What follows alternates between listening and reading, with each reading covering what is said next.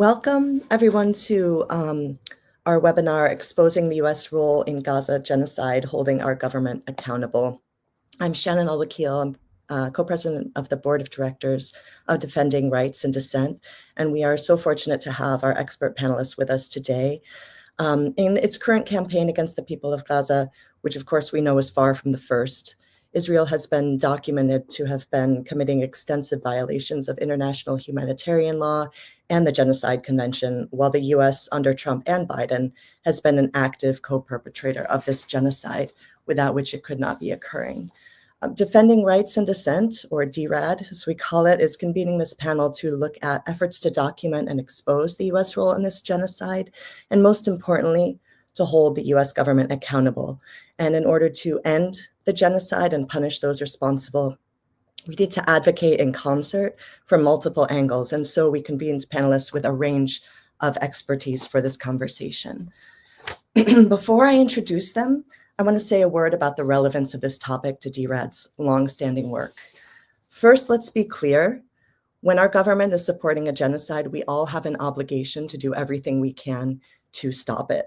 Beyond that moral obligation, though, the nature of genocide is that it permeates every area of life. And so essentially any mission-focused organization can and should identify a connection to its work, whether it be the environment, reproductive rights, cultural heritage, children's rights, disability rights, housing, forced migration, healthcare. You get the picture. So when an organization chooses not to speak out against this genocide, that is an active choice, and it's an indefensible one. Additionally, beyond that moral imperative, DRAD's historical and ongoing work has a strong nexus to this topic. We are a civil liberties organization that defends the American people's right to know and freedom to act through grassroots mobilization, public education, policy expertise, and advocacy journalism. And the bulk of DRAD's work has always been about defending the right to engage in political expression. We have also always opposed crimes committed by our government, whether within our borders or beyond. In the 1980s and 90s, for example, we led a campaign to ban covert operations by the CIA as incompatible with constitutional democracy and international law. In the ongoing war on terror, we have called for the closing of Guantanamo, opposed drone strikes, and worked to hold government officials accountable for torture. So advocating for an end to this genocide is squarely within our mission. And now I want to introduce our panelists who are so fortunate to have with us today. First, we have Annelle Sheline. Annelle Sheline, PhD, is a research fellow in the Middle East program at the Quincy Institute for Responsible Statecraft, an anti-militarism DC think tank. She previously served as a foreign affairs officer at the US Department of State's Bureau of Democracy, Human Rights, and Labor's Office of Near Eastern Affairs before resigning in March 2024 in protest over the Biden administration's unconditional support for Israeli military operations in Gaza. She's a senior non-resident fellow at the Arab Center of Washington, D.C., a non-resident fellow at Rice University's Baker Institute for Public Policy, and an adjunct faculty member at Georgetown University. She holds a PhD in political science from George Washington University. Next, we have Chip Gibbons, who is policy director of Defending Rights and Dissent, where he has routinely advised members of Congress on First Amendment issues, edits the Gaza First Amendment alerts, and oversees the organization's FOIA investigations. A journalist and researcher focusing on US national security state, Chip has covered Mahmoud Khalil's legal proceedings for Jacobin. In 2020, he published an expose at The Intercept based on his half-decade-long quest to use FOIA to force the FBI to release documents pertaining to surveillance of nonviolent Palestinian solidarity activists. He's currently working on The Imperial Bureau, forthcoming from Verso Books. Based heavily on archival research and documents obtained through FOIA, it tells the history of FBI political surveillance and explores the role of domestic surveillance in the making of the US national security state. Next, we have Mouin Rabbani, a researcher, analyst, and commentator specializing in Palestinian affairs, the Arab-Israeli conflict, and the contemporary Middle East. He has, among other positions, served as Principal Political Affairs Officer with the Office of the UN Special Envoy for Syria, Head of Middle East with Marty Atazari Peace Foundation, Senior Middle East Analyst and Special Advisor on Israel-Palestine with the International Crisis Group, and researcher with Al-Haq, West Bank affiliate of the International Commission of jurists. Rabbani is co-editor of Jadalia, where he also hosts the Connections podcast, co-hosts the Long-Form Conversations podcast, and edits its Quick Thoughts feature. He's also contributing editor of the Middle East Report, senior non-resident fellow at the Middle East Council on Global Affairs Center, and non-resident fellow at both the Center for Conflict and Humanitarian Studies and Democracy for the Arab World Now, or DAWN. And last but certainly not least, we have Prem Thakker. Prem is Zateo's political correspondent. He covers foreign policy, corruption, civil rights, immigration, and the environment. And his work has also appeared in The Intercept, The New Republic, The American Prospect, the CNN, and elsewhere. Thank you so much to our brilliant panelists for making time for this conversation today. I think I'll start out by posing a question to Mouin, if I could. Mouin, in a recent interview with Jacobin, you spoke about Israel's use of starvation in Gaza. What is the role and responsibility of the U.S. here? Well, thank you very much, Shannon, and to Defending Rights and Dissent for organizing and hosting this session. And it's a real pleasure to be with my fellow panelists. I would make several points in response to your question. The first is that this is not a policy that was somehow invented by the current administration. What we are seeing now is primarily a continuation and intensification of policies that were instituted by the previous Biden administration, supported by it, and defended by it. If we're talking specifically about the escalating famine that is now gripping the Gaza Strip, I would make several points. The first, of course, is that in early March, the United States allowed Israel to repudiate the January agreement that it had successfully brokered between Israel and the Palestinians, and in that context authorized Israel to impose a hermetic and medieval siege on the Gaza Strip, so that not a single grain of wheat, not a drop of water, not an aspirin, not a drop of fuel entered the Gaza Strip for months thereafter. And this is something Israel would not and could not have done without U.S. authorization, U.S. approval, and the diplomatic cover that the U.S. provided for Israel to do so. Secondly, and critically, the U.S. partnered with Israel in the elimination of the operations of the professional aid agencies. Here I'm talking about specialized United Nations agencies and various international organizations. The U.S. actively worked with Israel to end their activities in the Gaza Strip by, for example, prohibiting them from bringing any goods or supplies into the Gaza Strip. These are organizations that had 400 distribution points throughout the Gaza Strip and had for many years, and particularly since the Gaza genocide commenced in October 2023, managed to provide critically needed supplies at a critical time to the almost 2 million Palestinians in the Gaza Strip without killing a single recipient of that aid.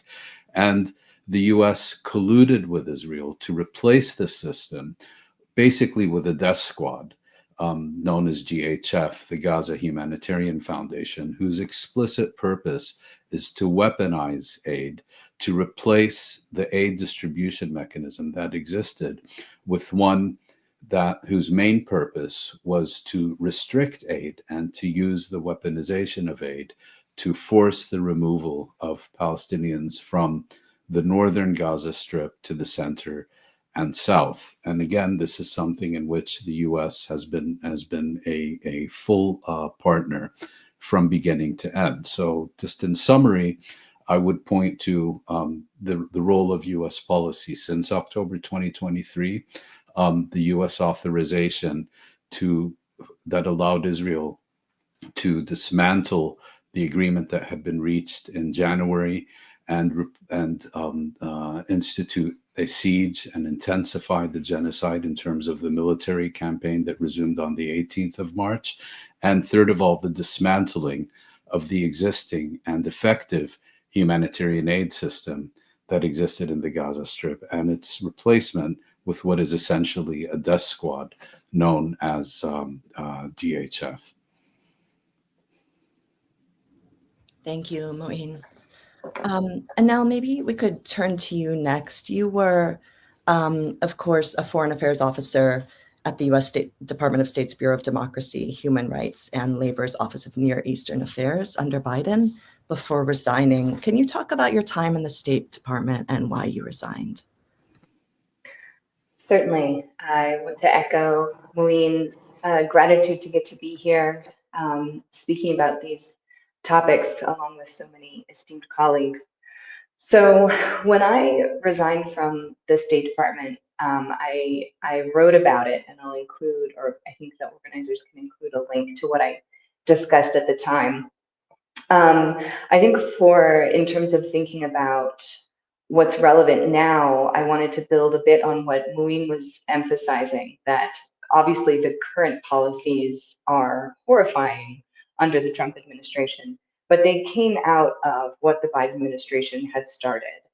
And in particular, the work that I was doing on in the Human Rights Office for Near East Affairs, which is an office that now no longer exists. The Trump administration has dismantled DRL, or the Bureau of Democracy, Human Rights, and Labor. One interesting note that people might want to know is that the human rights reports, which were a big part of what my office and DRL did, of annual reports on human rights violations by governments around the world, which would usually have come out in March, have been delayed. And apparently are supposed to perhaps come out this Friday or perhaps the following week.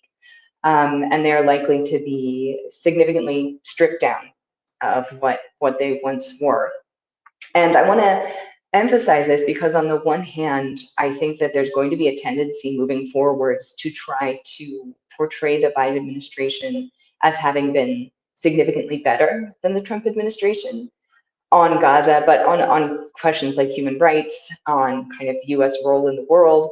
And I want to emphasize that having seen this from inside the State Department, I would contest that instead the Biden administration liked to use the facade of support for human rights or the facade of caring about the humanitarian circumstances in Gaza. Certainly, they did care a lot about the human rights of Ukrainians that serve their geostrategic purposes. But to the extent that now the Trump administration has torn away this facade, the idea that the United States cares about human rights, although it is gravely unfortunate for many people, including thinking about the effects of the Trump administration stripping life-saving care for terribly vulnerable populations around the world, I do think that it is more honest that the Biden administration did not actually care about the human rights of most people, certainly not Palestinians, and that by allowing them to sort of continue to maintain that facade, it is, I think that the Trump administration actually reflects what America is in the world, which is a bully and a country that pursues our own interests, or what our politicians see as our own interests, quite baldly and in ways that are quite obvious to the rest of the world, but continue to not be obvious to Americans. And this was something I especially observed inside the State Department, was so many people who continue to believe in this idea of the United States as a force for good in the world. And this is how they justified continuing to walk through the door every day. This idea that, okay, I know we're enabling something pretty horrifying in Gaza, but my little project in Tunisia is having an impact. And so this is one thing that I found somewhat maddening about being at the State Department. And I would especially highlight the hypocrisy of someone like the former US aid administrator, Samantha Power, who'd made her whole career on calling out genocide and yet did not resign or even speak out against what the US was enabling and still enabling, but when she was in a position to do something about it, did nothing. I think one additional point to make, in particular in thinking about dissent. So the State Department is somewhat unique because it has something called the Dissent Channel. And when I was in touch, this was created in the aftermath of the Vietnam War, and the idea was that people inside the State Department could express their opposition to a given policy, and that would make its way up the chain and is treated fairly seriously. I co-authored a dissent cable while I was there. I signed other dissent cables. It's a very secretive process. There's not transparency around it, but it is something that is available to employees at the State Department. And I remember hearing from other government workers who were not at state, who said they wished that they had a dissent channel, something to register their opposition to what the US was doing in Gaza. And I think in contrast to that, I think the dissent channel often allowed people to sort of feel that they had done something and sort of took them off the hook. And this is why it was designed in the first place, was to sort of prevent leakers, prevent people from going public when they opposed a policy, and instead to sort of all keep it inside the house. And so I did find it just very interesting that there was this sense that the dissent channel was somehow so useful. And yet we know, Secretary Blinken admitted this himself, that there were dozens of dissent cables launched or submitted in opposition to the US role in Gaza. And obviously this had zero impact on policy, but I do think that it did help to sort of diffuse some of the opposition that we did see inside the State Department. Just in closing, again, while what the Trump administration is doing, so much of it came out of what the Biden administration had already normalized and sort of prepared Americans to think was going to be acceptable. Thank you, Annelle. That's so troubling. Chip, if we could move on next to you. You're currently working on a book about how the national security surveillance state has been used to spy on dissent, and Defending Rights in Dissent recently submitted a legal brief in a lawsuit brought by student protesters. The brief compared current political climate to the McCarthy period. How has the US government responded to opposition to the genocide in Gaza? And how does this compare from the past? And from a First Amendment standpoint, can you talk a little about what we should anticipate or be worried about on the horizon?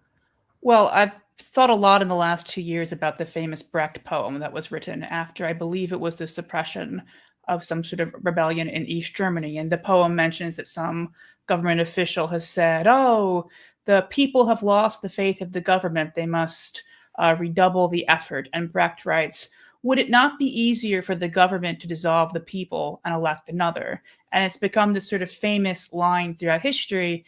And would it not be easier for the government to dissolve the people and elect another has pretty much been the position of leadership in both major parties through the course of this genocide. The American people are overwhelmingly opposed to what's happening in Gaza. We know this is particularly true of the Democratic Party. We know this is particularly true of young people in both parties.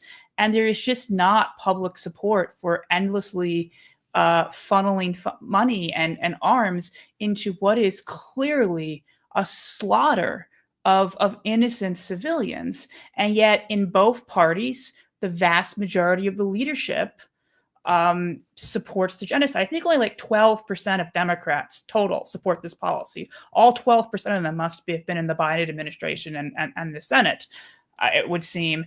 And so there is this attempt to regain control of the narrative through very heavy-handed repression. And what we first saw was we saw these protests that took place across the country on college campuses.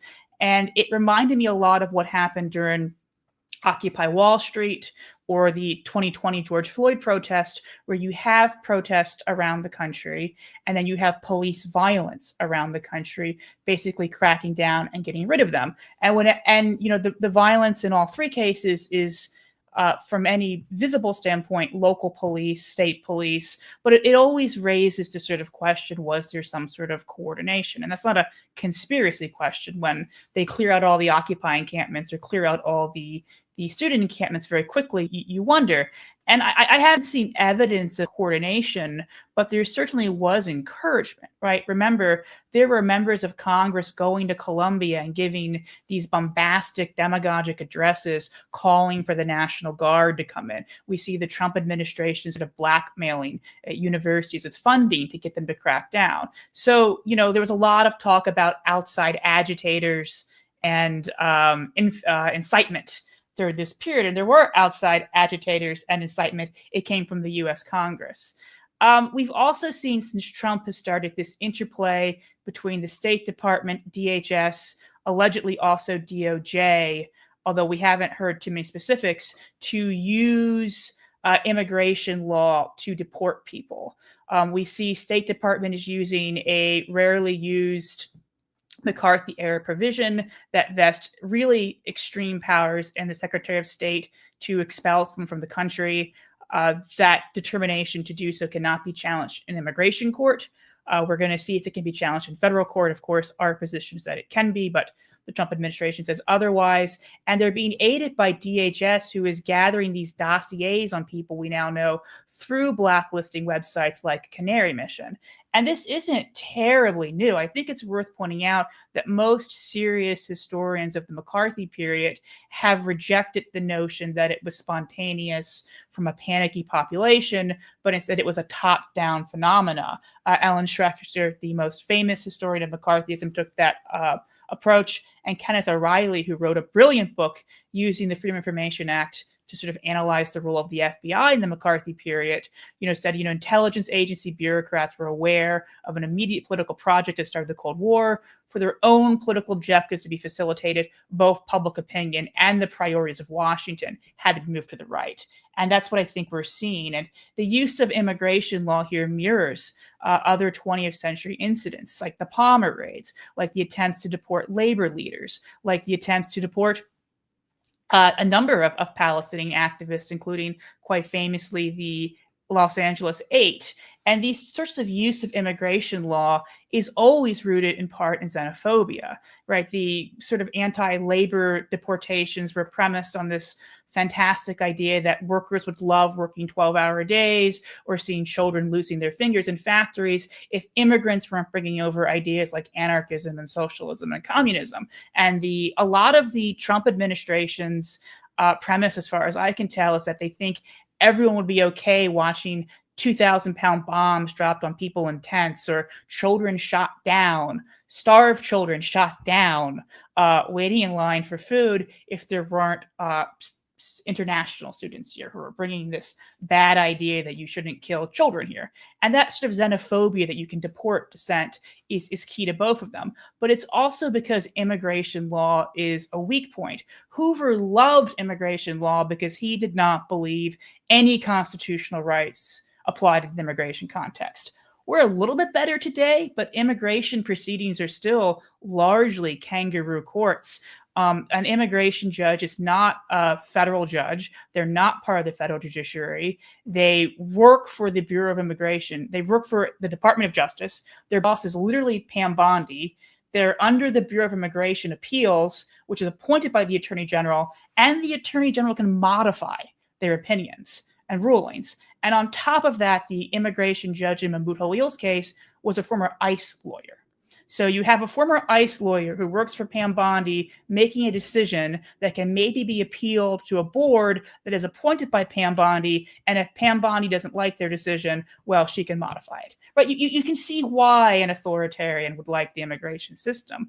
And I'm running out of my 6 minutes here, and I've only gotten partially through what I want to say. But I will just point out that the issue to shut down dissent through immigration procedure or policy is never about exclusively immigration, right? The Palmer raids pre-configured Hoover's building of a very disturbing national security apparatus that spied on Martin Luther King, that carried out the counterintelligence program. The first time he had to admit he was using wiretaps was during the attempt to deport a labor leader, Harry Bridges, or not wiretaps, bugs in the room, in his hotel room. And then many of the arguments made in the Los Angeles 8 case about the free speech rights of immigrants that were shocking because they were limiting what the First Amendment covered later became the Clinton administration's arguments about what First Amendment rights all Americans had. And we all lost our rights. And the Heritage Foundation, others have made very clear they want to come for all the protesters. They want to create this situation in which support for Palestine is akin to material support for terrorism in terms of what we should be looking at. And I'll just say briefly, I won't go into details.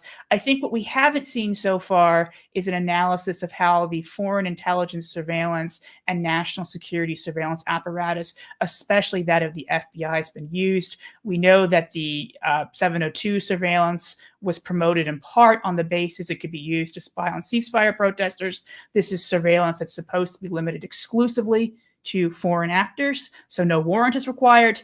And that Biden's director of national intelligence stated that there was Iranian influence on the protests, which then opens up the door to surveillance. And I know I went over, but I apologize. It's an honor to be on this panel. Thank you so much, everyone, for being here. Thank you, Chip. Last but not least, Prem, if I could pose a question to you about your time in the press pool under the Biden administration. You worked to hold the State Department and the Department of Defense accountable. You made repeated efforts to get answers about the killing of Hind Rajab, of American citizens by Israel, and just U.S. complicity more broadly. Can you tell us about your efforts to get U.S. officials on the record about this? Well, firstly, as everyone has said, thank you so much for having me here. It's a pleasure to be alongside very intelligent, articulate people, such as the ones have already spoken.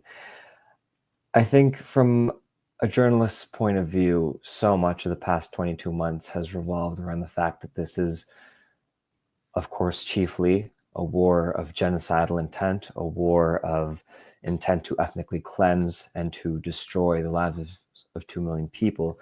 It's also a war of words, and that has been all the more clear to me as a journalist and to anyone who's read our work at Zateo and elsewhere, and anyone who has watched any of these clips from the State Department or the White House briefings that I and many of our bright colleagues have tried to get answers from.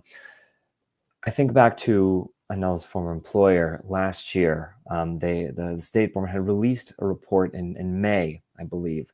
It was this long-awaited report regarding weapons policy and weapons transfers to governments all over the world, including Israel. And this report had concluded that it was likely that Israel used U.S. weapons in, I believe it was incidents that raised concerns about legal compliance. But the State Department, the Biden State Department, credited Israel for investigating these incidents. The U.S. also said in this report that Israel is not currently blocking humanitarian aid, but we have deep concerns about action and inaction by Israel, resulting in an aid delivery that remains insufficient. And I think finally, the Biden State Department, the Anthony Blinken State Department, said it's reasonable to assess that Israel was using American weapons in ways inconsistent with humanitarian law, but it's important to recognize that, Israel has a commitment to international law, and that's not necessarily disproven by the fact that they're breaking international law. And that sounds like exaggeration. It's not. That is almost verbatim what this report from the Biden State Department said about American weapons being sent to Israel. And I bring that up as sort of a very pinnacle example of what it's been like as a reporter to seek out answers, which is to say, when you're seeking these answers out, it is you are seeing in a very intimate way how insane this war on words is. And I find that sometimes that is one of the most incumbent responsibilities as a journalist, is to quite clearly illustrate these absurdities to the American public. And to some, that might sound like a political agenda. To me, that is patently not. My job as a journalist is to look outside, see if there's water coming down from the sky, and if so, that means it's raining. I'm going to look at as much as we can see from Gaza, which has a blockade, which has a media blackout. So all I can rely on is our brave Palestinian colleagues on the ground doing their best to televise the genocide that's happening to themselves. We look at that, we see what's happening. We look to the array of international humanitarian organizations that are on the ground, or as much as they can be, as much as they're allowed to be by the Israeli government, and what they tell us. And over again, from the UN to Doctors Without Borders to every single Palestinian victim and witness on the ground in Gaza, to even Israeli soldiers themselves, to even the words of the Israeli politicians conducting this war, all say the same thing, which is that it's a genocide. And so to hold that truth, to know that it's raining outside, and then to look back a year ago to what the Biden State Department was saying many months into this, is to, I think, illustrate what it has been like as a journalist in these rooms. And I think as well, one other aspect, because I know we have a lot to get to, but one other aspect I want to get to with regards to this war on words is thinking about this question of double standards with regards to Israel and Palestine. So often we understand and confront the fact that with regards to Israel-Palestine, there's double standards all around. One thing I want to caution people is that oftentimes it's not a double standard, because a double standard requires two different groups of people, two different bodies, two different entities, two different people to do the same action, and for them to have different consequences, or for there to be different responses to those actions. Oftentimes, that is not what's going on here. So one example here is, you might know this fella named Randy Fine. He is a new member of Congress. He is a Republican from Florida, and he has a long history, long storied history of stepping on a lot of people's toes. I will say you should follow Zateo News to see more of that forthcoming. But as a sidebar, this is a new member of Congress, very, very sort of provocative, to say the least, if not outright racist and genocidal in how he views especially Israel-Palestine. Recently, he called Rashida Tlaib, Ilhan Omar, and Zoran Mamdani, two members of Congress and one Democratic nominee to be mayor of New York City. He called the three of them Muslim terrorists. In response to that, there have been 6 members of Congress who have explicitly told me or said to the public that they support censoring this man. If you don't remember, in November 2023, there's a member of Congress named Rashida Tlaib, the only Palestinian member of Congress, who was censored by all the Republicans and several Democrats. I believe 20 or 22 Democrats joined Republicans in censoring Rashida Tlaib for the crime and misdeed of saying, "From the river to the sea, Palestine will be free." Now, ungenerously, this is a contested phrase, but not even generously, how it's often used by people both in and it's outside of the Palestinian community is a call for freedom from Israeli occupation, which is a fact of what is happening in Israel and Palestine. Israel is occupying Palestine. It's a call for freedom, a call for safety for millions of people occupied by an outside government. She was censored for using this phrase. What we see here is that if Rashida Tlaib was listened to, if her calls, if her beggings were listened to, she would not have to witness more than 50,000 people after that call was done, killed. At that point in time, 10,000 Palestinians were killed in Gaza. If people had listened to her and listened to these calls for Palestinian safety, at least 50,000, if not tens of thousands more lives would be saved. 2 million people would not be displaced. Instead, she was censored. Fast forward to 2 years, Randy Fine, in the midst of tweets calling to bomb Gaza, to kill them all these vicious sorts of things. Of course, I'm paraphrasing, to be clear. He calls two of his colleagues and another prominent politician Muslim terrorists. No response at all. And so there's an asymmetry in this war where it's not just of a double standard, but this deeper level in which people can act in vastly different ways. One person can call for safety, one person can call for violence. The person calling for safety is punished. The person calling for violence is embraced or tolerated or allowed or ignored at best. And so I want people to think about that as we think about this question about the war on words, is that it's not just about the fact that politicians on the left and the right lie to you patently about where your tax dollars are going, about how it's not funding the roads, the schools that your kids go to, the hospital bill that just won't stop increasing and instead are funding a genocide. It's the fact that it's not only the fact that they're lying about all that, throwing sort of shrouds over what that's all leading to. It's the fact that more deeply, So often, whether it's members of Congress, student protesters, average Joes in this country, if you speak up against that, you will be treated in a way that seems like you were someone who's calling for violence. And the people who are calling for violence and supporting all this are tolerated, if not celebrated, and allowed to maintain comfort with no sense of the frustrations that you and I might face about all of this. So I think that's one thing that I just want to underscore when we talk about this war on words that is contributing to this genocidal war that's being funded by every single taxpayer in the United States of America. Thank you, Prem. Those observations are also a really good segue, I think, into a question I'd like to ask you, Annelle, about words in some sense. So one of the controversies in Washington has been about the purported distinction between defensive and offensive weapons, right? With some people justifying votes to continue selling weapons to Israel on the grounds that they're defensive weapons. But you recently wrote a piece in Responsible Statecraft that examined that distinction. Could you tell us about that? Is the distinction workable or moral, or is it merely a talking point to provide political cover? Certainly. It's interesting because as has come up, we are starting to see a shift and some recognition of America's complicity and some pushback from some politicians about the idea that we cannot continue to fund Israel's genocide. However, several prominent politicians, and in particular what I wrote about for Responsible Statecraft was Alexandria Ocasio-Cortez, arguing that she still supports so-called defensive weapons for Israel.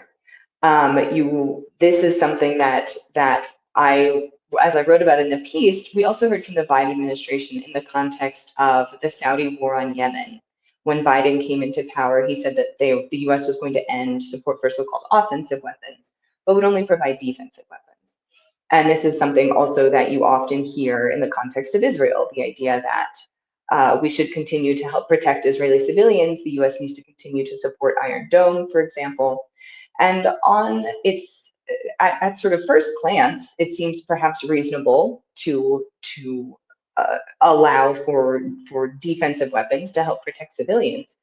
But as I argue in the piece, and as others have argued, when the United States provides such degrees of protection, so whether it's for Saudi Arabia in assisting in their defense against Houthi missiles, or the missiles sent by Ansar Allah, who control the northern part of Yemen, or allowing Israel to be essentially or largely protected from Hamas rockets, from Hezbollah rockets from Lebanon, this essentially creates a moral hazard. It enables these countries or these governments to be protected from the consequences of their aggressive behavior. So in Saudi Arabia, for example, once it became clear that the Houthis could hit the Saudis reliably, that was when you saw a truce. So the Biden administration made their announcement in early 2021 that they were no longer going to provide so-called offensive weapons and only defensive weapons. And yet, the war continued after that. The Saudis were continuing to blockade Yemen in ways that are quite parallel to Israel's treatment of Gaza. I mean, it was absolutely horrifying that the U.S. was continuing to support Saudi Arabia at all in what it was doing to Yemeni civilians. But once the Houthis were able to show by spring of 2022 that they could reliably hit Saudi cities, this caused Mohammed bin Salman and the Saudi government to say, actually, we want a truce, because now we're actually dealing with the consequences. This could have derailed Vision 2030. Mohammed bin Salman is trying to attract tourists and investment. And so subsequently, we've seen the Saudi government maintain essentially a truce with the Houthis in Yemen. Similarly, in the context of Israel, following the creation of Iron Dome, which was brought online in 2011 with billions of dollars in US support, the argument at the time, the justification was that not only would this help protect Israeli civilians, but it would help protect Palestinian civilians, sort of on this kind of wacky logic of the idea that if more Israelis were killed, then that would spur a more violent response by Israel against Palestinians. So if you help protect the Israelis, that leads to, helping to help save Palestinian lives from Israeli retribution. When you look at the numbers, this is completely false, because Israeli citizens are protected and are prevented from the consequences of their government's aggression, whether it's against Palestinians or more recently aimed at Lebanon, aimed at Syria, aimed at Iran. They have no reason to push for a different policy. There's an argument to be made that the creation of Iron Dome has contributed to the rise in the strength of the Israeli far right that is pushing for this expansion of Israeli borders, sort of the Lebensraum. Israel needs more and more room, bigger buffers to protect itself, and they face no consequences for doing so because they are so well protected by American and others, but primarily the US security bubble, and specifically technologies like Iron Dome. So because it creates this moral hazard, it often leads to significantly greater civilian deaths. But again, going back to this question of, well, whose lives do we really value here? So significantly more deaths of innocent Yemeni civilians, significantly more deaths of innocent Palestinian civilians. However, the Saudi lives are protected, or the Israeli lives are protected. So all to say that when American politicians try to say, I support defensive weapons because I care about civilian lives, it doesn't, the evidence does not show that it actually does support civilian lives, and instead it incentivizes and allows much more aggressive behaviors than if these countries had to sort of exist the way most countries do, where if you attack your neighbor, you can expect to be attacked. And so you learn not to attack your neighbor. So moving forward, although I know at this point politically, we are only just starting to see politicians even willing to question these so-called offensive weapons against Israel, I think, or offensive weapons to help Israel, but they still want to do the defensive weapons. I think that it's important now, as we are seeing kind of a shift here, to make clear that the idea of sort of defensive weapons is only contributing and incentivizing greater violence. Thank you, Annelle. I guess to carry through on that note, and in reference to some politicians just starting to speak out, Mouin, I wanted to ask you the question. Some U.S. politicians and commentators are starting to condemn some of Israel's crimes against Gazans, though rarely to acknowledge the U.S. role. And meaningful action hasn't yet, of course, followed their statements. So I'm wondering, do you think the Trump administration can be pressured to end this genocide? And if so, are there pressure points that you feel hopeful about? Yes, there are. And yes, I do. I mean, for people who have been following this for several decades, I don't think any of us would have ever imagined that we would see the types of resolutions that have been submitted to Congress during the past year. I think Annelle is entirely correct. You either provide weapons to a genocidal apartheid regime or you don't. But the idea that even a single bullet going to Israel could be questioned in a body that is more pro-Israeli than the Israeli Knesset, that's really a sea change. And that reflects, I think, the irreversible transformation of Western public opinion during the past 2 years. We have reached the point of no return. And I think it is precisely for those reasons that the intensified attacks on dissent and people speaking out that Chip and Prem talk about have become so intensified. I mean, I was talking to a friend recently and asked him, have you seen anything comparable in terms of people losing their jobs, getting fired, and so on, during either the Iraq War 2 decades ago or the Vietnam War in the second half of the 20th century? And the answer was no, this isn't a class all by itself. Now, I think it's important to recognize that the shift from public opinion to political changes can be frustratingly slow. And demoralization is, for that reason, easy. but it's particularly important once public opinion has changed, that the pressure be not only maintained, but expanded and intensified. Because ultimately, in democracies, for lack of a better term, politicians do act according to their self-interest. And if there's one thing that defines their self-interest, it is getting themselves or members of their party elected again. And what has changed now, we've already seen this in Europe, is where support for Israel, which was traditionally a ticket to success, and where support for Palestine was traditionally a certificate of political death, that calculation is beginning to change. Support for Israel is no longer the electoral asset it has always been, and has proven itself in a number of cases to be an electoral burden. Whereas support for Palestinians is no longer the insurmountable career ender that it has traditionally been. Now, if we speak specifically about the Trump administration, I mean, you've all seen the public opinion polls in recent months, which show that Israel has become kind of a leper as far as public opinion is concerned, particularly among Democrats and younger generations. But that is already beginning to seep into not only the Republican Party, but even within the MAGA personality cult. My view is that the US supports Israel because Israel is a reliable proxy for US interests in the Middle East.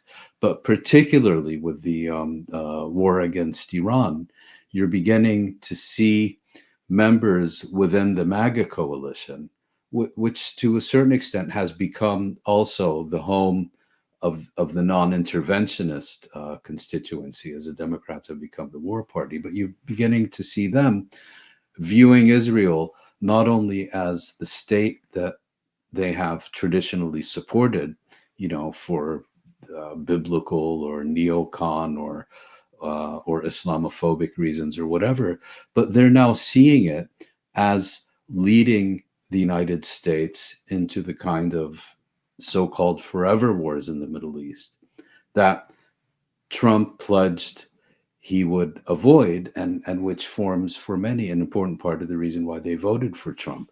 So when you begin to have this kind of shift, gradual to be sure, even within the core constituencies of the ruling party, it's not going to take forever for that to begin to affect policy. Unfortunately, it will come too late for many, many people who are now being starved to death or bombed to death or shot to death, whether in Gaza or the West Bank or in other parts of the Middle East. But I do think we have reached that Sharpeville moment, if you will. But what we also see is, when you make the comparison between Gaza and Sharpeville, many people will say, yeah, but it took more than 3 decades after Sharpeville till the apartheid system and white minority regime collapsed. That's true, but the speed at which history has been moving in the past 2 years has been much, much faster. We have seen things that I think many of us would conclude we never expected to see in our own lifetimes, and it's already happening. And those, I think, are very hopeful signs. And they show, the US now is effectively a plutocracy with voting rights. Nevertheless, it is susceptible to public opinion. It's just going to take more pressure and more time. But that is already happening. I mean, look at the Mamdani campaign in New York City. They tried to make it the Tel Aviv primary because they thought it was a winner. And it's because of that, in large part, that they lost. So I think these are all very hopeful signs, but it's going to require more work. And I think if we pursue this with a kind of mentality of requiring instant gratification, it's going to backfire. Thank you, Mouin. That is such a remarkable shift. Far too late, as you noted, but really Yes. unexpected for so many of us. So Chip, if I could turn to you as Policy Director of Defending Rights and Dissent, what is Defending Rights and Dissent doing right now to expose the U.S. role in Gaza in service of accountability? We're doing a couple of things. I've been on the Hill a lot recently, talking to members of Congress about immigration law, which is not something I normally talk about, but because we've been covering these deportation proceedings so closely, I've read through all of the Trump administration's legal briefs, and I see what parts of the law and what Supreme Court cases they're trying to cite. And I've gone into congressional offices and I've shown them, like, this is the statute in this is the clause in the deportation statute. You need to change to this, this, and this. This is the statute in the on immigration detention, and here's the language you need to put into it. Of course, immigration law, reforming that's a much bigger question, but these are just some minor changes to prevent immigration law from being co-opted into being used for political policing, which is more than just repealing the provision that Rubio is using. Because in the Mahmoud Halil case, they were told they couldn't rely on that provision anymore, and they brought up a second reason that's also facetious. But it shows that it's going to take a bigger change than just repealing one provision. We've also been talking to congressional offices about what Congress can do to exercise oversight over the Gaza Humanitarian Foundation. And one of the suggestions we got actually from the Hill was that we should host more events featuring whistleblowers. And historically, Defending Rights and Dissent has done a number of events with whistleblowers, including NSA whistleblowers exposing surveillance, including CIA whistleblowers exposing torture. One of our board members, Jeffrey Sterling, was a CIA whistleblower and was wrongfully imprisoned by this government. So we've always worked with whistleblowers, and I'm very excited to announce that next week we will be having an event like this with Anthony Aguilar. Excited's the wrong word. It's a horrifying topic, but I'm honored that we can bring Anthony Aguilar, a whistleblower exposing war crimes, to people like the ones watching here. We've also expanded our FOIA work. As people who listen to my biography know, we've used FOIA a lot to expose surveillance. And as soon as this genocide started, we started filing FOIA requests with federal and local agencies. A lot of the responses we get back can be kind of deceitful and misleading. I've been filing FOIA requests about Students for Justice in Palestine and Canary Mission since 2015, 2016. The FBI always claims they have no files on either of those subjects. In some cases, we knew people who were interviewed by the FBI about their work as Student for Justice in Palestine based on their Canary Mission profile, and the FBI still gave us a non-believable response. But in other cases, we have exposed surveillance. It just takes a lot of work and a lot of effort. Since Trump has come into office, we got very interested first in the groups like Batar and Canary Mission and the ADL, who people don't always like the name because they give a sort of nice liberal image as opposed to Canary or Batar, but are historically an intelligence gathering McCarthyite apparatus that feeds information about Arab Americans to the state. I think I'm allowed to say that. I think that's true. It is true. It is true. And I'm allowed to say that. And sort of looking to see what role they're playing in facilitating FBI investigations, facilitating deportations. And as the deportation policy was announced, we then start to file a request for the implementation of the executive orders for the FBI and Homeland Security investigations case files that are predicated on enforcing the Rubio determinations, and for the Rubio determinations themselves. We've been meeting with a lawyer, and I think we're going to bring a lawsuit to compel the release of those files next month. Fingers crossed. That's sort of the annoying part of FOIA, is that these files, we're entitled to them, and in many cases, the government just sits there unless you sue them, which is, a waste of everyone's resources. The government's ours, but we're going to fight to free them. And in the last 2 months or so, we've dramatically expanded beyond just the surveillance, because we are seeing our government complicit in war crimes. We are seeing U.S. contractors on the ground in Gaza, and we want to know who they are and who they're working for. So we've asked DOD and state and USAID, which no longer is with us, for all their contracts or grants for services to be performed in Gaza since the start of the genocide. We have a FOIA request to the State Department asking for a number of different types of documents mentioning or referencing the Gaza Humanitarian Foundation, including diplomatic correspondence.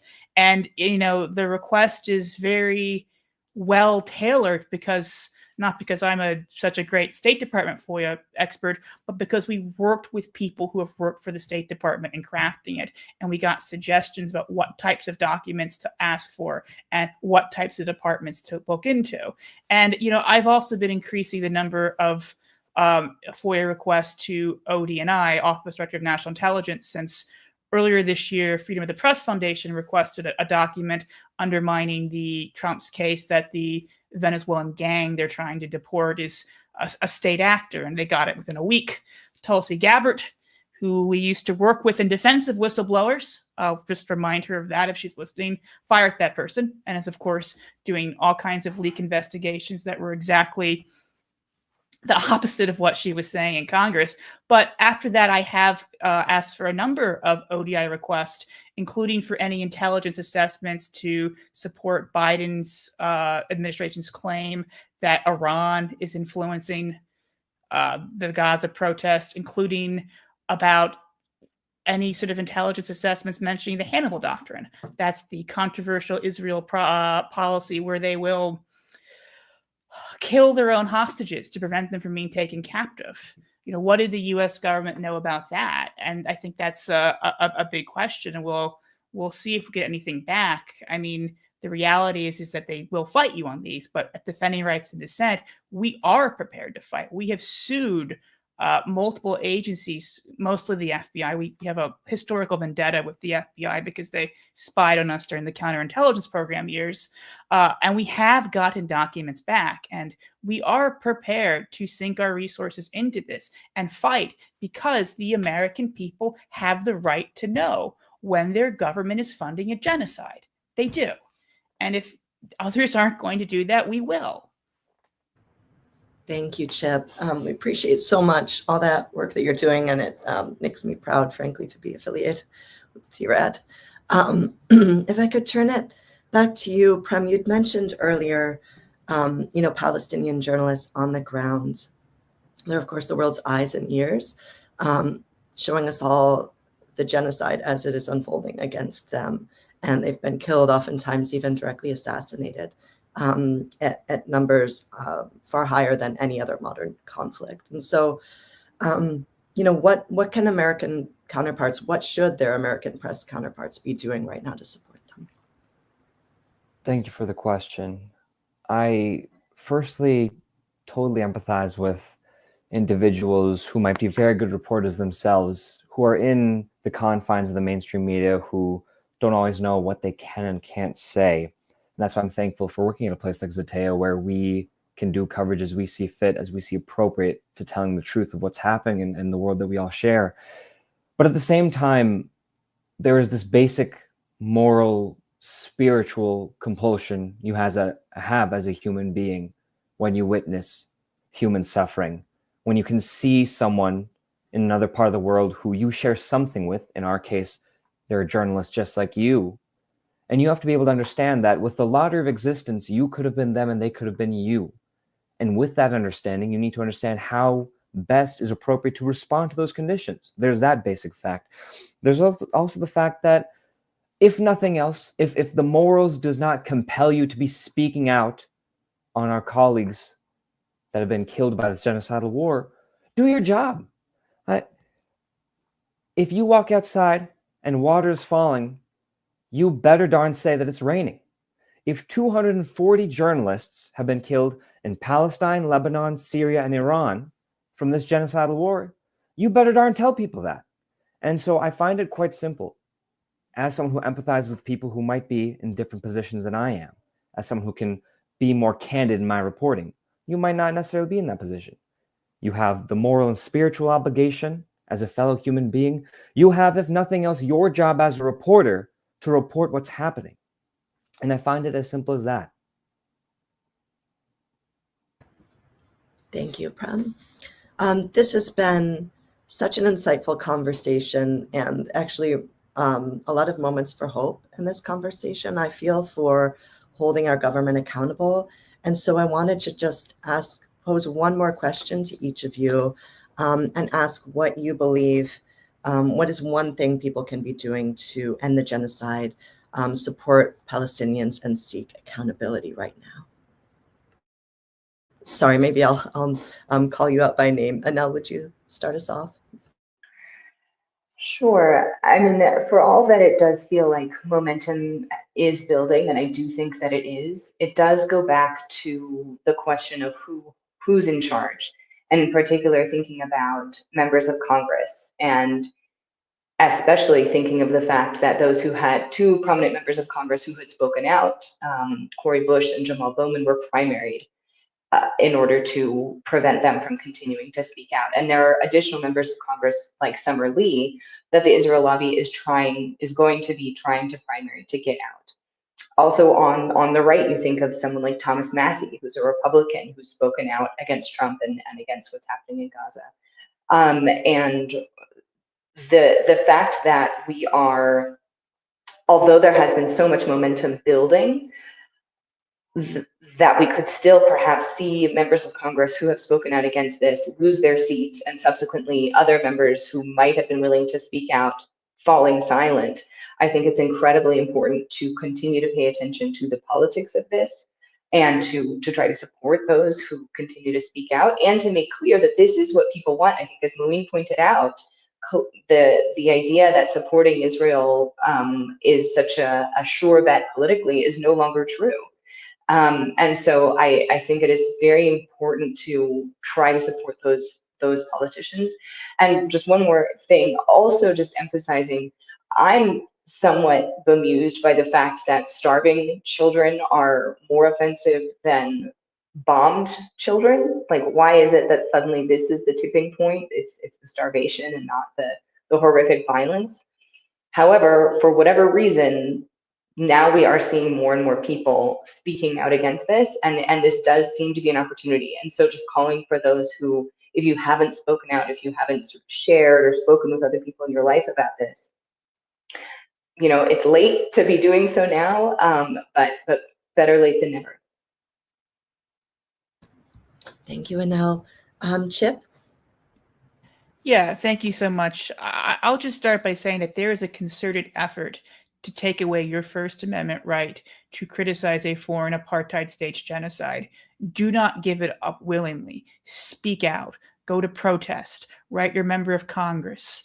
Do all of those things. In terms of specific policy ideas, there is a lot of effort right now and energy around block the bombs in the House of Representatives. There's also been a number of joint resolutions of disapproval in the Senate. In the Senate, those can be automatically brought for a vote, whereas block the bombs would require, I think, passing out of committee and be brought to the House by the floor leadership, which is unlikely to happen. But it gives you a tool to tell your member of Congress, you are not helpless. You are the one who appropriates the money that is used to drop bombs on children, that is used to starve children, that is used to starve children and then drop bombs on them. Stop doing it. And I think whenever there is a defense bill up or an NDA, pressure them to not send money to Israel, whether it's offensive or defensive. Sorry, AOC, but you don't send defensive weapons to a state carrying out a genocide. You don't send any weapons to a state carrying out a genocide. To pressure them to put restrictions on how it can be used. Let them hear from you. Because right now, the majority of Americans do not support this, and yet the majority of our elected officials who are supposed to represent our point of view do. Make that divide clear to them. Thank you, Chip. Can I pass it to you, Prem? Absolutely. Thank you. I think, firstly, thank you both, Chip and Annelle, for what you've said. I heartedly agree. One thing I think of as a reporter is my experience when I first came to DC and really confronting the fact that so many members of Congress, so many government officials, so many people in the halls of power, the permeability between them being these sort of inaccessible, sort of abstract beings and entities that are hard to get through, their heads so in the sand, and the idea of them just kind of being sometimes very normal people, or previously normal people, so to speak, is quite thin. And in fact, they're in some ways much more accessible than we think. And I think remembering that is one important thing as we think of, as Chip is saying, you know, people going out to try to keep protesting, to keep calling their members of Congress. In some respects, they are sometimes more closer to us than we think.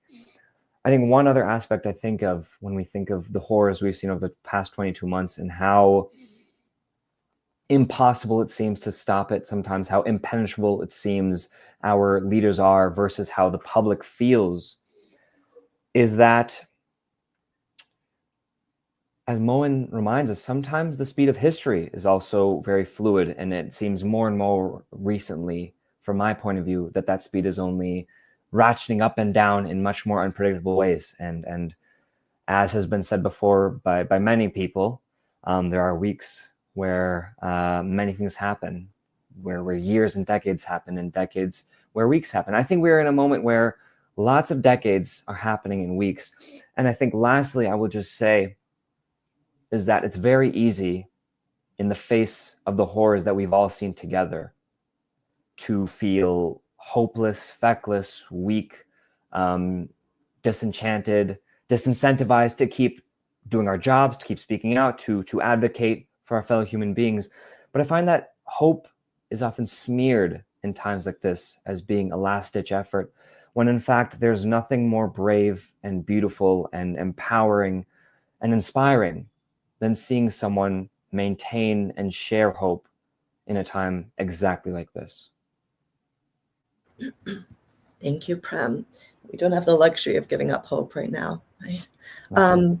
Mouin, could I ask you to finish us off with this question? What's one thing that people should be doing right now?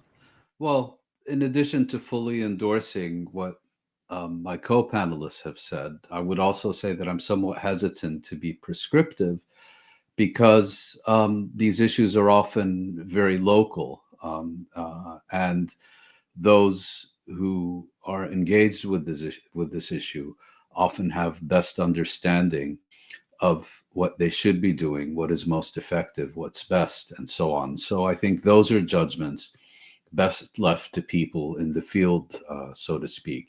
I will, however, make one observation. If you look at the total hysteria and the ceaseless demands for people to be silenced and to be fired and deported and all the rest of it, I think it demonstrates that there has been an irreversible threshold that has been crossed. And I think the one main achievement that has been gained during the past 2 years is that discussion of Palestine and discussion of Israel has now become a legitimate point of discussion, increasingly in the mainstream as well. And I think a key priority should be to maintain that by continuing to speak about it, by continuing to speak publicly and act about it, so that it is never again made into a taboo subject. Because the dehumanization of Palestinians over many decades, making Palestinians synonymous with terrorists, synonymous with jihadists, and all the rest of it, making the word Palestine a taboo part of our vocabulary, was the essential precondition to the issues that we have been discussing today. And ensuring that a discussion of these issues remains legitimate is, I think, a key priority. Well, thank you so much to all of our brilliant panelists, Annelle, Chip, Prem, Mouin. We are so grateful for your time with us. Thank you. It's been insightful, it's been actionable. And thank you everyone for joining us tonight. Let's keep pushing together. We owe it to the people who've been murdered, and we owe it to the ones who we can still save. So thank you, everyone. Have a good night. Thank you.